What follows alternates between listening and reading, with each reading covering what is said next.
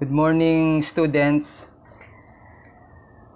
We will continue our lesson on the theories and technique of counseling. Last time, we studied about the psychoanalytic theory of counseling, wherein we, as a counselor, we try to understand our client having the psychoanalytic condition. So, in psychoanalytic condition, we assume that the client has a problem that was caused by the previous experience in his childhood. So that's why it's affect his behavior. So in this case, as a counselor, we try to root out the personal experience in the childhood and try to make some suggestions or healing process to the person. Okay? So as we minister to other people, especially in our church membership, we first consider, we try to assess our client or our member whether it has a childhood experience or it is demonic struggles. Okay, but again, we try to analyze and assess what are the experience of our members. And so in that case, we can able to apply a good strategy or counseling process, no, with our members. Okay, so as a pastor, counselor, we need to know some counseling theories and some techniques as proposed by expert, by psychologists, no? So now, again, we'll continue to study the theories and techniques. And basically, we will study about the Adlerian therapy. Okay, so before we continue, let us pray to God this morning and ask the wisdom, knowledge of God in order for us to understand and articulate the lesson today.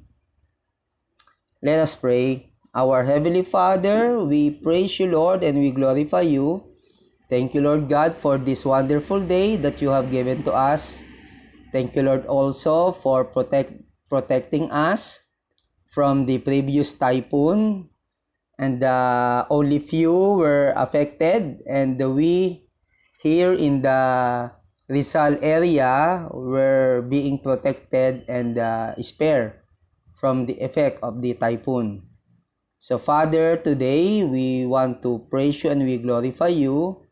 And we thank you, Lord God, for everything that you have given us. And Father, today we ask for your Holy Spirit to teach us, Lord, everything that we need to know in regards to counseling, specifically to theories and techniques of counseling. Lord, equip us so that we will become effective ministers, Lord God, and we will help other people continue in their lives because we have skills in counseling. Thank you, Lord. We praise you and we glorify you, Lord, and we bring you back all the glory and honor in Jesus Christ's name. Amen and amen. Okay, so who is the proponent of these theories? Okay, so the proponent of this is Alfred Adler, but we will try to discuss his view of human nature his understanding of the perception of reality, and the unity and patterns of human personality, social interest and community feelings, birth order and sibling relationships. So this key concept will help us to understand why Alfred Adler proposed this kind of therapeutic counseling. Okay? So who is Alfred Adler? So Alfred Adler grew up in Vienna, family of 6 boys and 2 girls.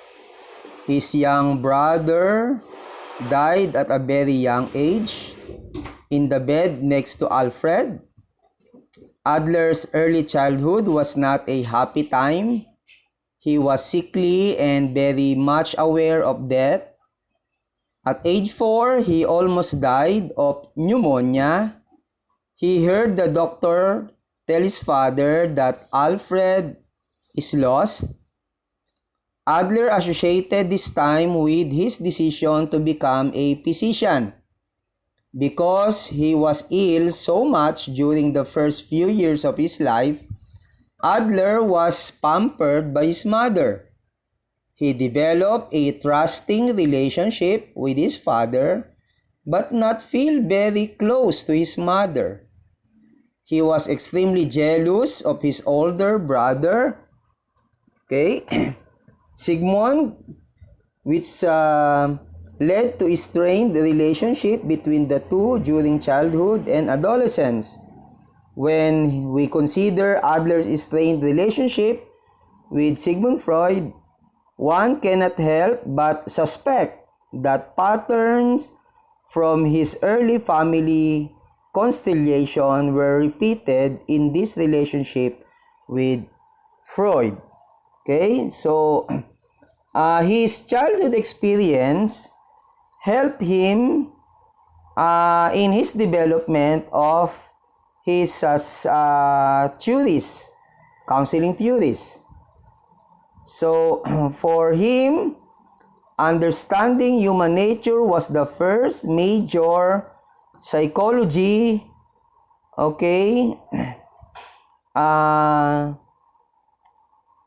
that helped him enhance his a love for helping others.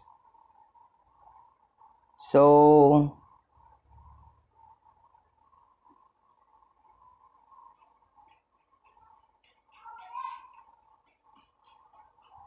that was his life, no? You can expound if you want to know him more.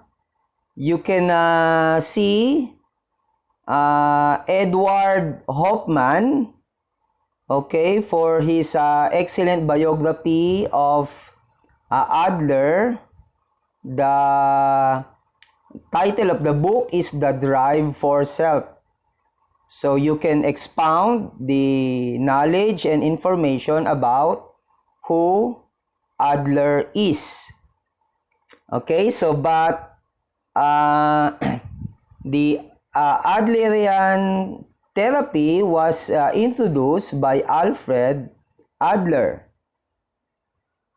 Okay, so along with Freud and Jung, Alfred Adler was a major contributor to the initial development of psychodynamic approach to therapy.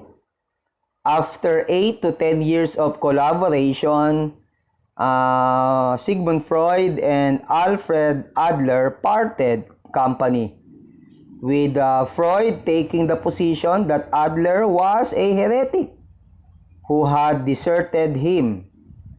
Adler resigned as president of the Vienna Psychoanalytic Society in 1911 and founded the Society for Individual Psychology in 1912. Freud then asserted that it was not possible to support Adler's concept and still remain in good standing as a psychoanalyst. So later, a number of other psychoanalysts deviated from Sigmund Freud orthodox position. So these Freudian revisionists, including Karen Horney, Eric Fromm, and Harry Stock Sullivan, agreed that relational, social, and cultural factors were of great significance in shaping personality. So to Sigmund Freud, the things that affect human behavior or human personality is his childhood experience. But in Alfred Adler's position, he believed that relational, social, and cultural factors were of great significance in shaping personality. Even though these three therapies are typically called neo-Freudians, it would be more appropriate as suggested to refer to them as neo-Adlerians because they move away from Freud's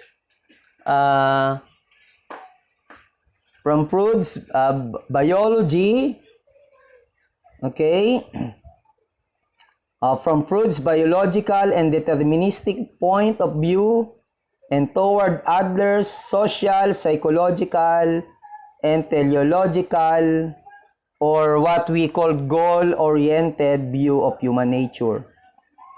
So, Adler stresses the unity of personality, contending that people can only be understood as integrated and complete being.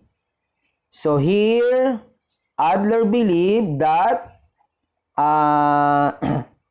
to know the personality of people, there should be integration of culture, relationship, and anything, no, as a complete being.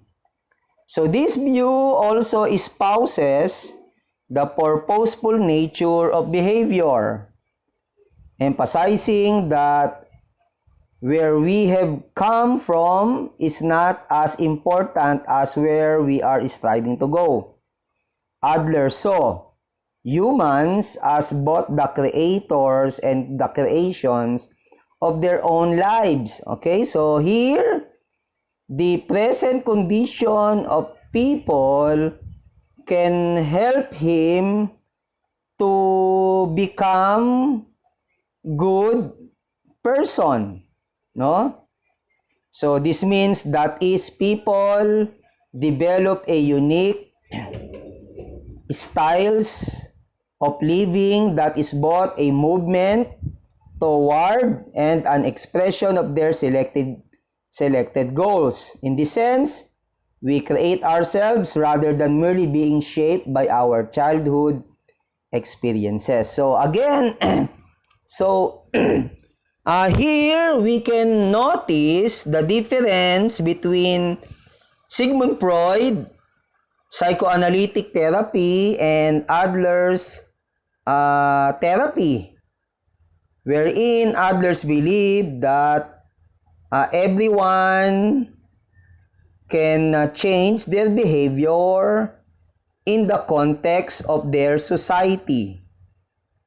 But in Sigmund Freud, he believed that behavior was being affected by childhood experience. So here, we can see different view of therapy. Okay, so you need to know the differences between Sigmund Freud therapy and Alfred Adler therapy. Okay, I hope you know already the difference. Okay, so what about the key concept? Yan, the view of human. What is the view of human of Adler?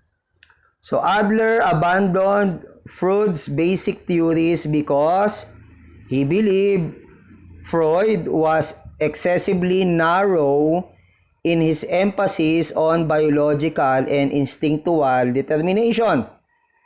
Adler believed that the individual begins to form an approach to life somewhere in the first 6 years of living.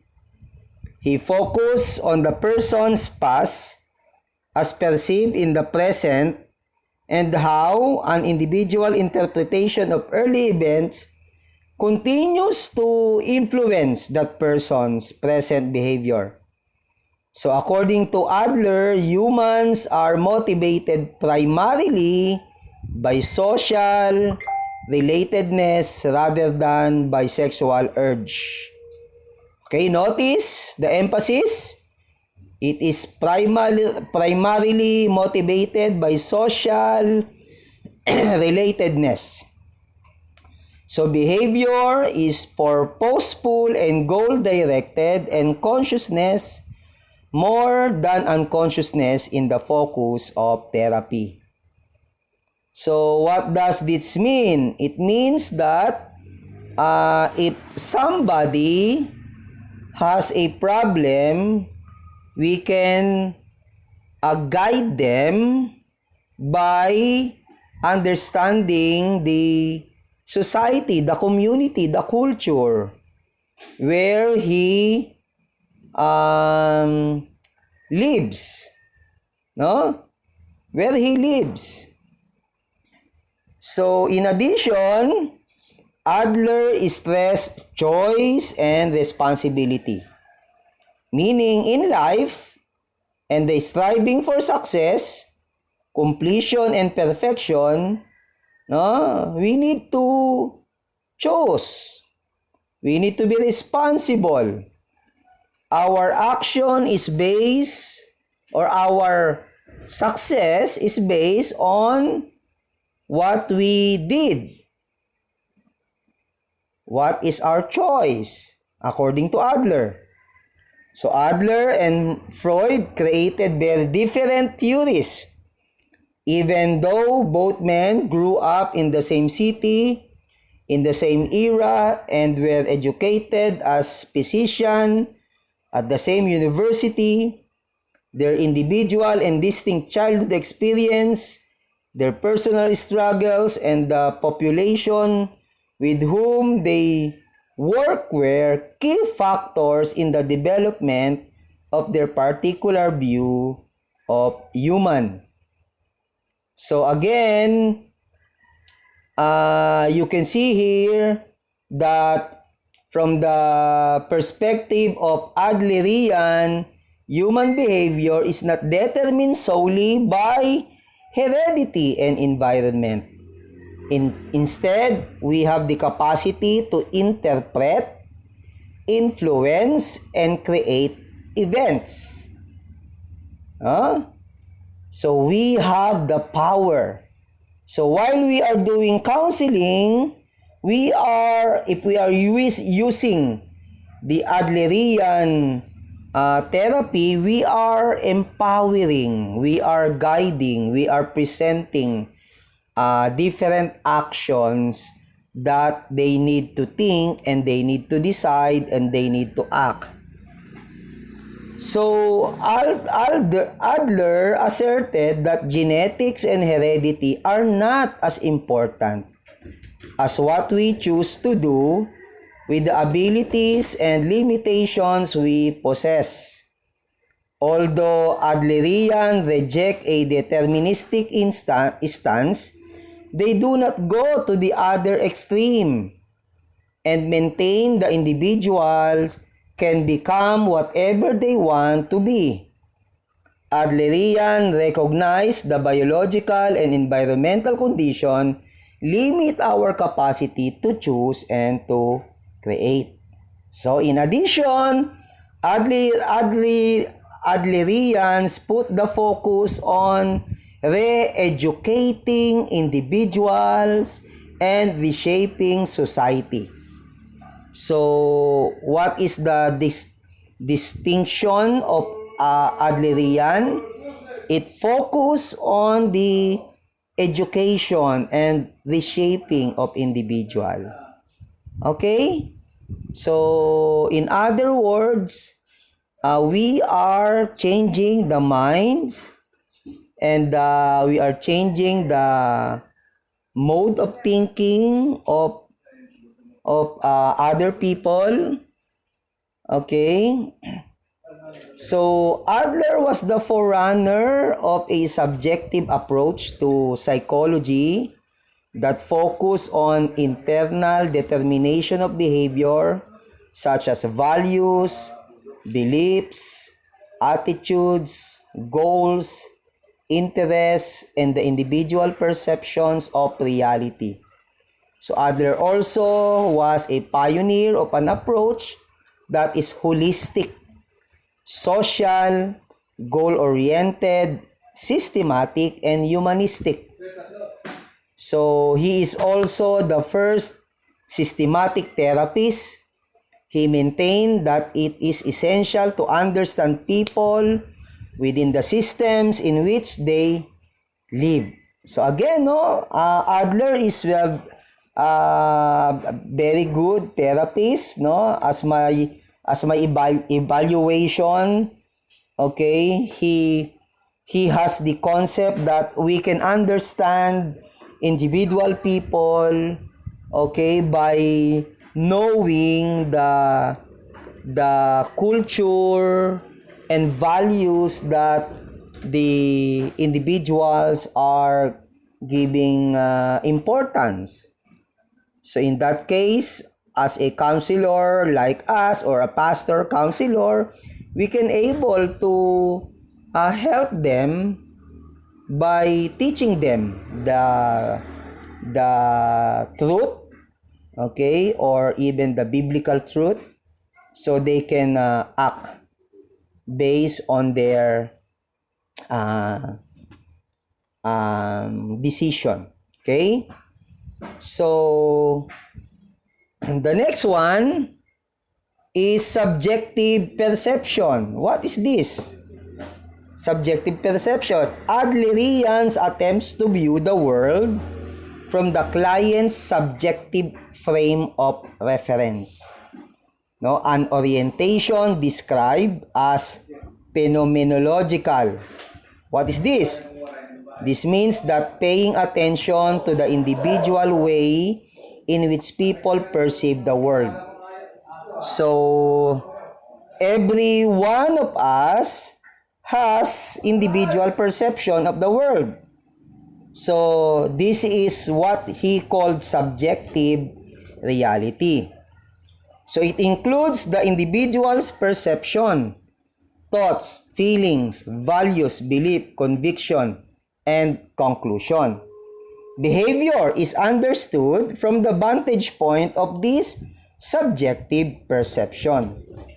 So from the Adlerian perspective, objective reality is less important than how we interpret reality and the meaning we attach to what we experience, no? So as we see, many contemporary theories have incorporated this notion of the client's subjective worldview as a basic factor explaining behavior, including existential therapy, person-centered therapy, gestalt therapy, the cognitive behavior therapy, reality therapy, feminist therapy, and postmodern approaches therapy. So they use this what they called subjective perception of reality. Why subjective? Because individual has their own perception of the world. We are not the same. We are not objective. Okay? So this is the view, no? How about the unity and pattern of human personality? For Adler, chose the name individual psychology. So this is his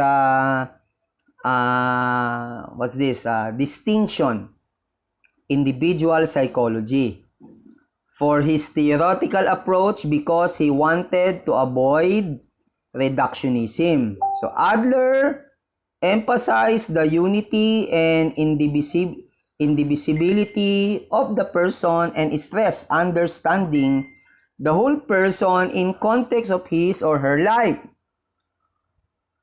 How all dimensions of a person are interconnected components and how all of these components, no? So he focused on the individual psychology. So yeah.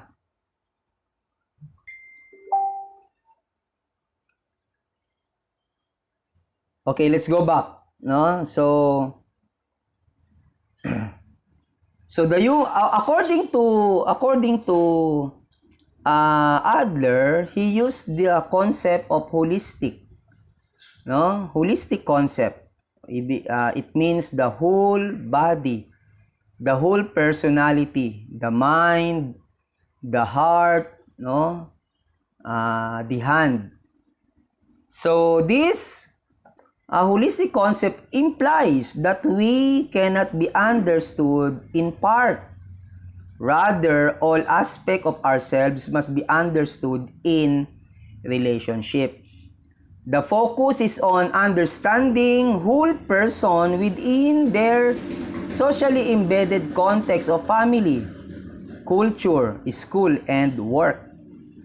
So it shows that we are social, creative, decision-making being who act with purpose and cannot be fully known outside the context that have meaning in our lives. So the human personality become unified through development of a life goal. No, one of the key concept here is the development of life goal. Okay, life goal. Every one of us has a life goal, and counselors can help provide life goal. That's why there are many cases today, and some counselor, they call themselves as life coaches. Life coaches. Okay? So, in addition, an individual's thought, feelings, beliefs, convictions, attitudes, character, and actions are expression of his or her uniqueness and all reflect a plan of life, no? Allows for movement towards a self-selected life goal. So the life goal become personal. You select your own life goal, no? An implication of this holistic view of personality is that the client, notice this, that the client is an integral part of social system. So, for example, our client stay in a squatter area. So it affects his behavior. Okay, so if a client is an educated person, it affects his behavior.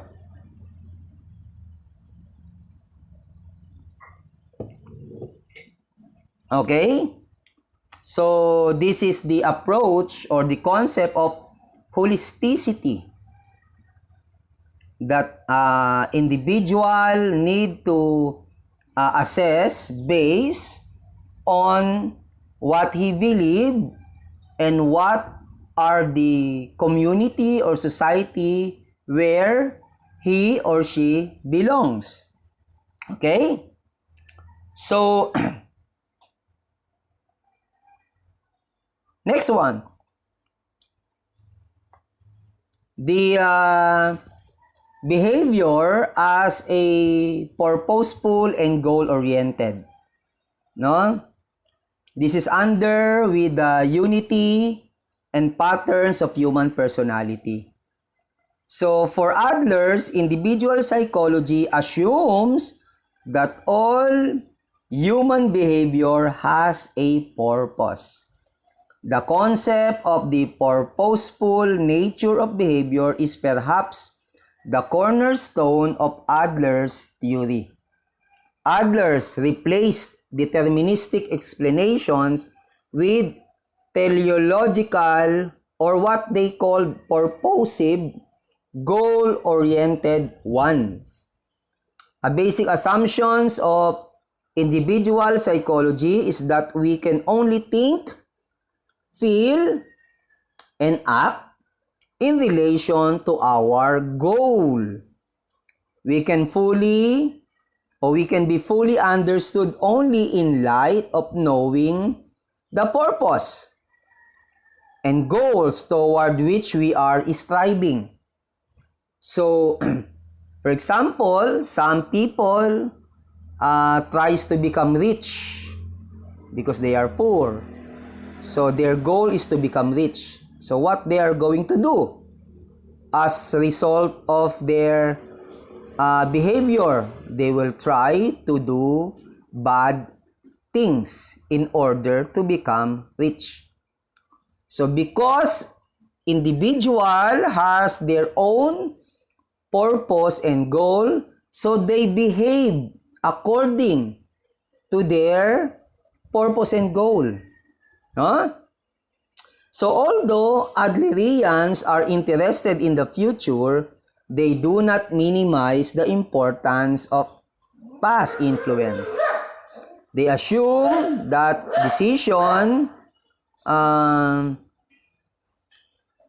they assume that most decisions are based on the person's experience on the present situation.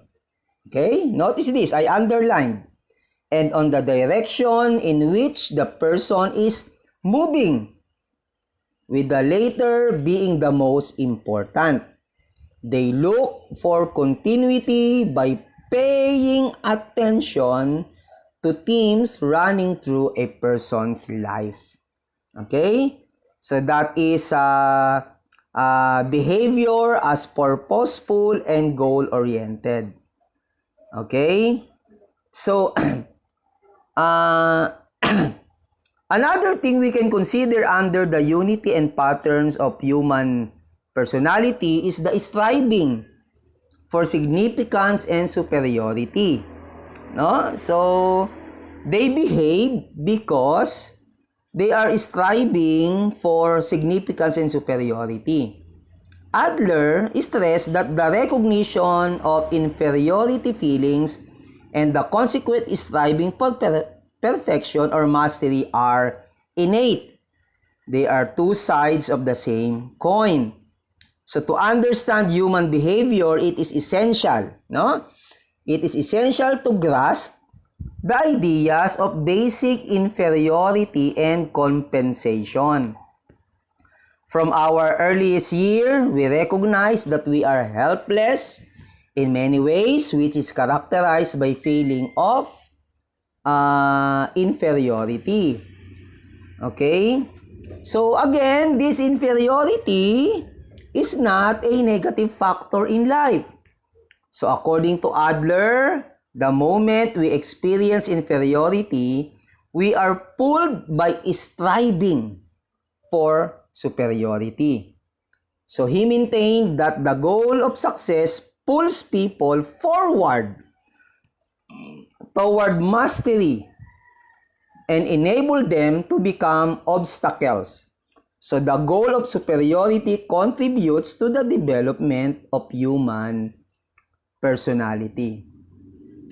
So it is important to note that superiority, as used by Adler, does not necessarily mean superiority over other people. No, yung mag-abuse. No, that's not the concept of Adler.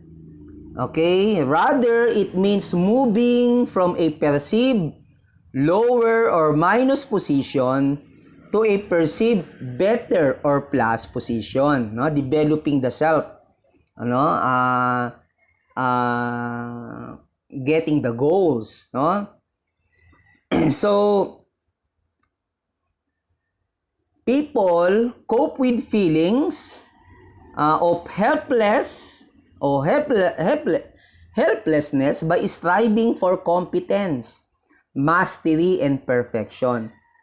They can seek to change a weakness into a strength, no? For example, striving to excel in one area to compensate for defects in other areas. The unique ways in which people develop a style of striving for competence is what constitute individuality or lifestyle. So, for example, when you are child, you are helpless, but as you grows old and you face the present circumstances in your life, you try to strive for significance. Okay? So another thing under the unity and pattern of human personality is what we call lifestyle. So what is lifestyle, no? The movement or the Adlerians from a felt minus to a desired, no, plus result in the development of life goal, which in turn unifies the personality and the individual's core beliefs and assumptions. These core beliefs and assumptions guide each person's movement through life and organize his or her reality, giving meaning to life event. So, lifestyle is very important, okay, thing to suggest to our clients, no? We will present, we try to understand what is their lifestyle, and then we as a counselor try to suggest, no, some good lifestyle or what we call biblical lifestyle. Then we suggest them to follow that kind of lifestyle. Okay, and then that's become their action in life. So Adler called this life movement the individual's lifestyle. So synonyms for this term include plan of life, style of life, strategy for living, and roadmap of life. Lifestyle includes the connecting themes and rules of interaction that gives meaning to our action. Notice this word, no? Rules of interaction. They, as a counselor, we need to provide them guidance and step-by-step way how to become good person. No? So, lifestyle is often described as our perception regarding self, no, others, and the world. It includes an individual characteristics, way of thinking, acting, feeling, living, and striving toward long-term goals, no? So, Adler saw us as actors. So, meaning as a counselor, we can see our client as an actors, creators, and artists, as Adler's saw it. No? Understanding one's lifestyle is somewhat like understanding the style of a composer. No? We can begin wherever we choose. Every expression will lead us in the same direction, toward the one motive, the one melody, around which the personality is built. Okay? And this is according to Adler. So people are viewed as adopting a proactive rather than a reactive approach to their social environment.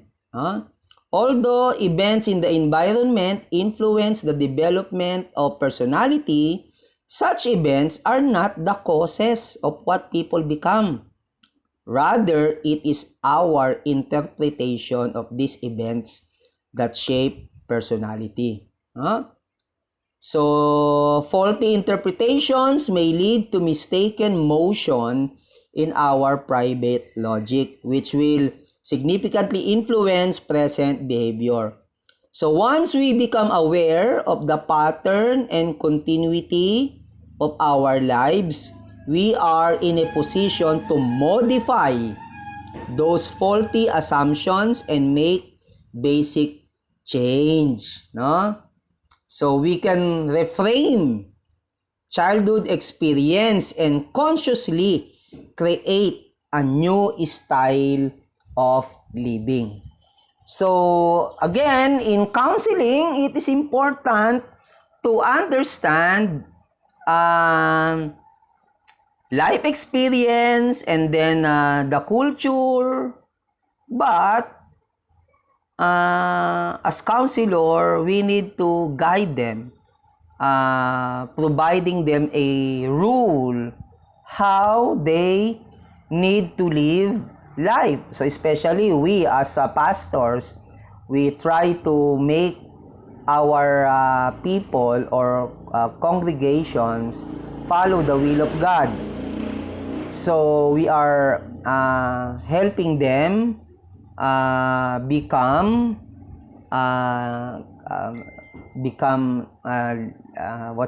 pleasing to God by providing them, no? So I will stop here, okay, and I will continue our lesson, the recorded lecture, next meeting. Okay? So thank you very much for listening, and I hope you learn something from the Adlerian therapy. Okay? So little by little, our concept in counseling are being increasing. Okay? So bye-bye for now. God bless you.